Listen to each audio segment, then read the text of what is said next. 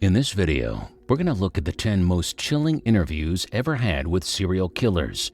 This list of serial killer interviews describes some of the sickest and most depraved behavior imaginable.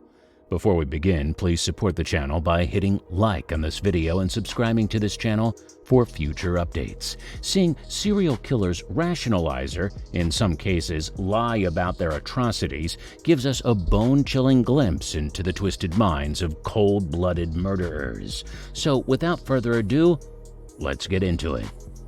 Number 10. Dennis Rader, BTK. Dennis Lynn Rader, aka the BTK Killer, killed 10 people in Kansas between 1974 and 1991.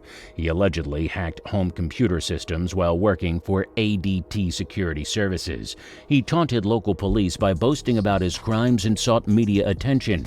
Rader was caught in 2005 after he started mailing letters as BTK after his last murder in 1994. He was undone by technology when a floppy disk he delivered to authorities was analyzed to reveal his initial name and whereabouts. Police found him through the disk's metadata. Rader showed in his interviews how he stalked his victims and waited for them in their homes before killing them. Potential victims sometimes changed their plans and evaded BTK without even realizing it. Upon capture, he admitted he wanted to kill again and had begun stalking his next victim. When discussing his crimes, Rader stated the following: "I don't think it was actually the person that I was after, I think it was the dream. I know that's really not nice to say about a person, but they are basically an object. They are just an object, that's all they are. I had more satisfaction building up to it and afterwards than I did the actual killing of the person." Rader is currently serving 10 consecutive life sentences. His earliest parole date? 2180. Number 9. Gary Ridgway, the Green River Killer. Gary Ridgway was dubbed the Green River Killer for the Washington River where his victims were found. His MO was to pick up women on the road, acquire their trust, have sex with them consensually or forcibly, strangle them with his bare arms or ligatures, and dump them in Kings County, Washington. His 1980s to 1990s slaughter killed 70 to 90 women, mainly prostitutes and runaways. Ridgway confessed to killing so often that he lost count. The Green River Killer describes how he used a photo of his son to capture his victims' sympathy and trust. He described on at least one occasion picking up a victim with his son in the car. He stated, "My son didn't see it, I'm sure." When interviewed about killings, Ridgway stated, "My plan was I wanted to kill as many women as I thought were prostitutes as I possibly could. I picked prostitutes as my victims because I hate most prostitutes and I don't want to pay them for sex. I also picked prostitutes for victims because they were easy to pick out without being noticed." In 2003, he accepted a plea deal in which he was sentenced to 48 consecutive life sentences without the possibility of parole. Number 8. Richard Ramirez. Richard Ramirez, the Night Stalker, attacked women and men in 1945 and 1985. His victims number 13 or more. When asked about these killings, Ramirez stated, "You don't understand me. You are not expected to. You are not capable. I am beyond your experience. I am beyond good and evil. I will be avenged. Lucifer dwells in all of us. I don't believe in the hypocritical, moralistic dogma of this so-called civilized society. You maggots make me sick. Hypocrites one and all. I don't need to hear all of society's rationalizations. I've heard them all before. Legions of the night, night breed, repeat not the errors of the night prowler and show no mercy." In 1989, the serial killer, rapist, and Satan worshiper was sentenced to death for 13 murders, 5 attempted murders, 11 sexual assaults, and 14 burglaries. Number 7. Edmund Kemper. Edmund Kemper, the co-ed killer, killed 5 hitchhiking college ladies between 1972 and 1973. At 15, Kemper shot and killed his grandparents, purportedly just to find out what it would feel like. On Good Friday, 1973, he killed his mother with a hammer, mangled her body, and then killed her best friend. After hearing about the misdeeds on the radio, he handed himself in to the police. Kemper has said many chilling things in interviews, such as, "One side of me says, I'd like to talk to her, date her. The other side of me says, I wonder what her head would look like on a stick." When asked about why he killed, he replied, "It was an urge, a strong urge, and the longer I let it go, the stronger it got, to where I was taking risks to go out and kill people, risks that normally, according to my little rules of operation, I wouldn't take because they would lead to arrest." In 1973, Edmund Kemper was sentenced to life imprisonment. Number 6. Ted Bundy. Ted Bundy doesn't match the conventional serial murderer stereotype of a crazy loner unable to assimilate. He was popular and grew up in a Christian family. After his apprehension, his crimes were attributed on his pornographic fixation. In one interview, Bundy described the act of murder and coldly stated that, "You feel the last bit of breath leaving their body. You're looking into their eyes. A person in that situation is God." Following a well-publicized trial, he was sentenced to death in 1979. Number 5. David Berkowitz, the son of Sam. Berkowitz killed 6 people and wounded 9 more. He was arrested in 1977 while reportedly planning another murder. Psychologists determined he had paranoid schizophrenia and claimed he was part of a satanic sect under the devil's orders. He called himself Son of Sam, after Sam Carr's dog, Harvey. Berkowitz thought the dog was possessed and ordered him to kill.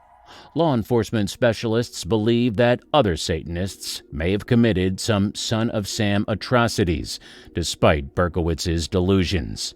Some Son of Sam shootings remain unsolved.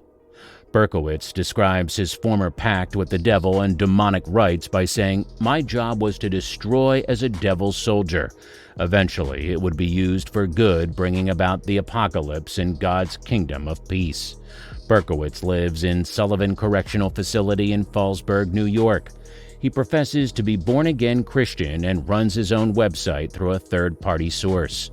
Son of Hope, The Prison Journals of David Berkowitz, was published in 2006. He says he's not paid for it.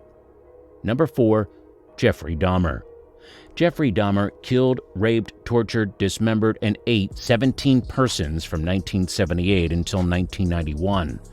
Dahmer shows a calm coldness in his thoughts about his actions when he states, "It's a process.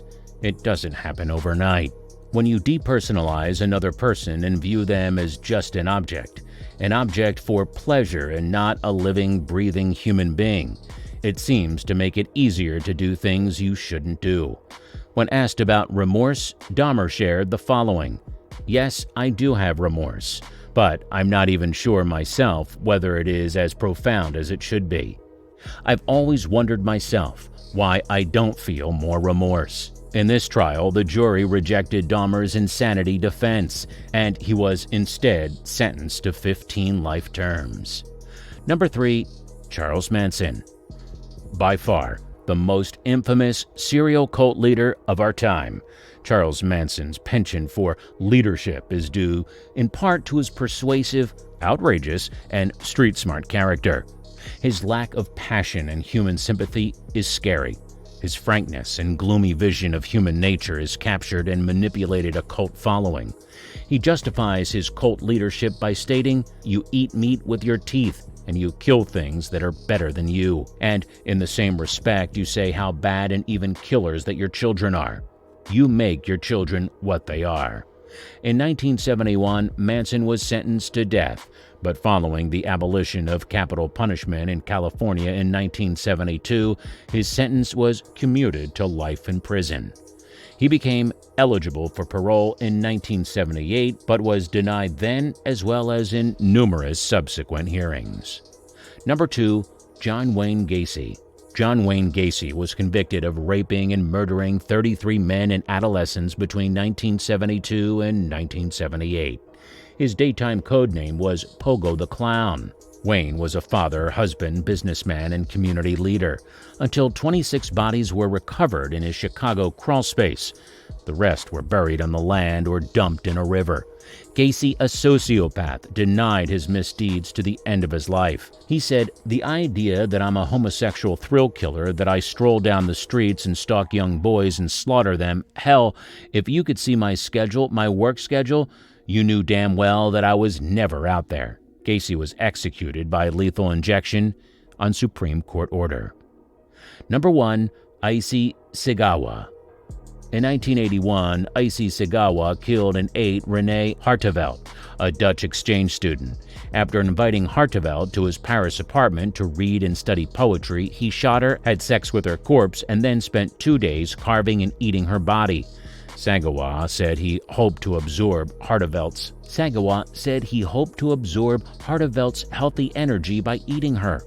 Initially, after the murder, Segawa considered calling an ambulance. However, in his own words, "Then I thought, hang on, don't be stupid.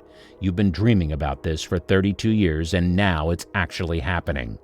Initially imprisoned in France, he was extradited to Japan, where the crime sparked public fascination.